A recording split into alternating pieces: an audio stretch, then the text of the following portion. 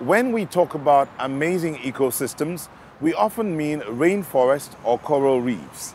But there are so many more fascinating ecosystems, aren't there, Joy?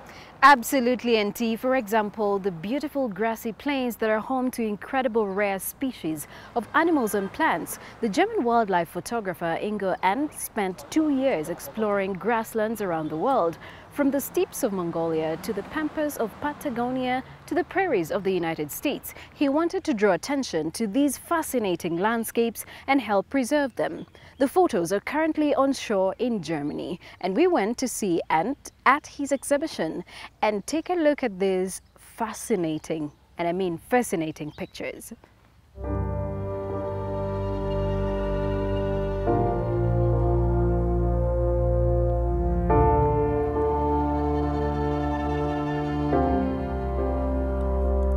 These pictures of endless grasslands were made by photographer Ingo Arndt for his latest project, Grass Art. Arndt's been traveling around the globe for 25 years as a wildlife photographer. For Arndt, it's important to alert the public to the gradual disappearance of grasslands around the world.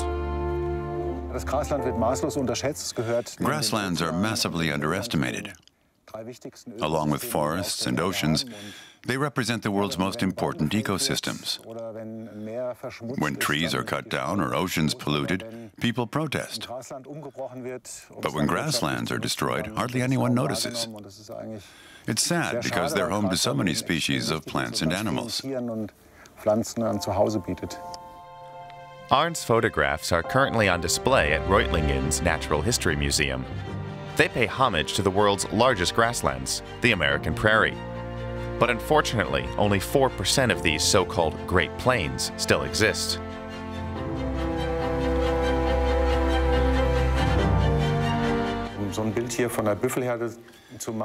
To take a picture like this of a buffalo herd, I had to travel to the private estates of wealthy Americans who basically own a piece of prairie.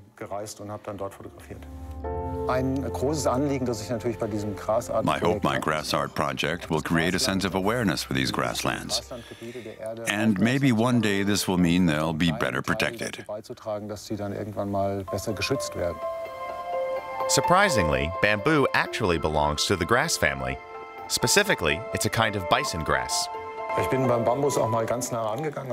went up close and photographed the surface of various aged bamboo shoots. The young shoots have a kind of protective skin. Later, this protective skin bursts open and fresh bamboo emerges. You can see that well in this picture. And here you can see the new bamboo shoot. After a few years, the bamboo is then covered by lichen and moss. Dull blades of grass? Think again. They're natural works of art, as Arndt's close-ups reveal. He took them during his travels, using a portable studio.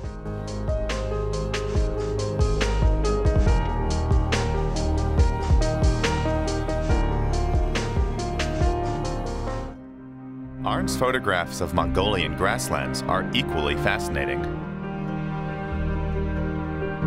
I traveled through Mongolia's grasslands for 5 weeks.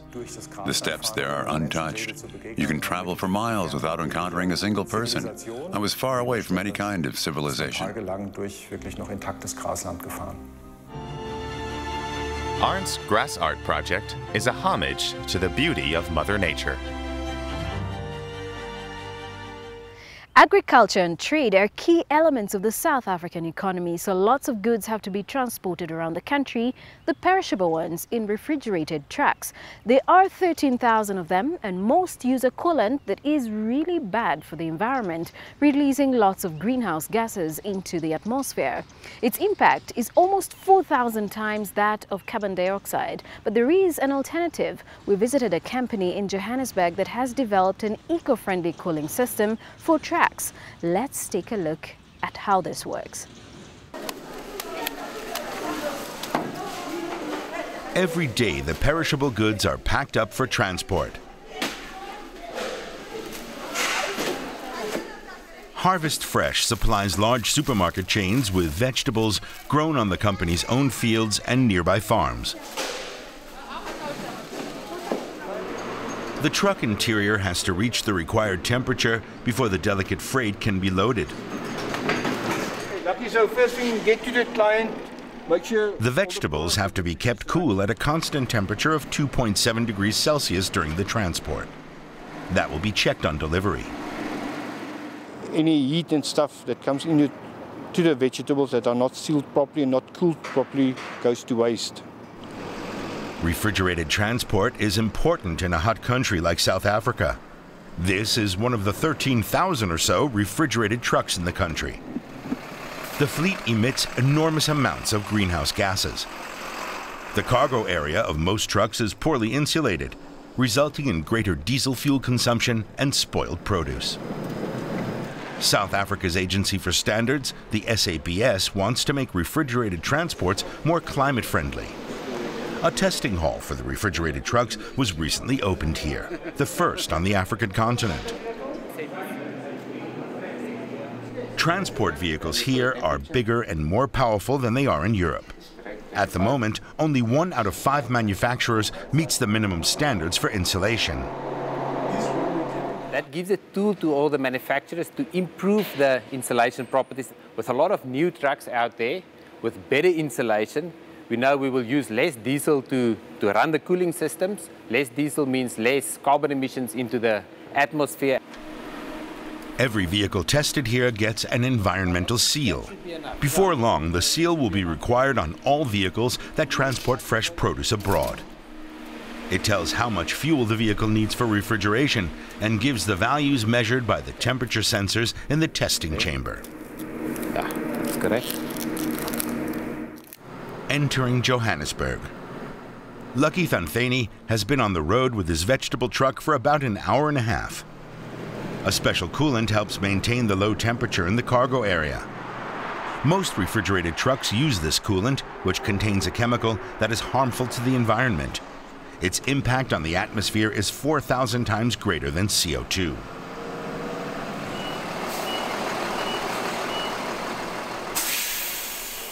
The Transfridge company plans on switching to another refrigerant.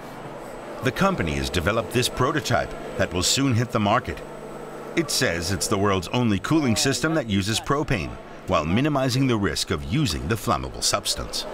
Okay, that's fine. We use propane because it is totally environmentally friendly. It does nothing to the ozone layer. Its carbon footprint is very small. The cooling unit can be powered by a small motor. That saves on fuel costs. If everything works out as planned, the conventional, environmentally harmful coolant will no longer be used here. The company wants to install the propane technology in all refrigeration units for large, medium, and small vehicles. Then we will look at exporting to the local African markets, Zambia, Zimbabwe, Namibia, Botswana, Mozambique. We have a very good presence in all those markets. And once it's proven here, we will introduce it into those markets. Experts estimate that by 2030, South Africa can reduce its CO2 emissions by 2 million tons, alone through better insulation and propane-based cooling units. And that's all that we had for you on this edition of Eco at Africa. My name is Joy Doreen Bira from Nairobi, Kenya. Until next time, bye-bye. And bye-bye from Lagos, Nigeria. You can find out more about our stories on our website or contact us on our social media platforms and have your say. Thanks for watching. We will be back with you again next week.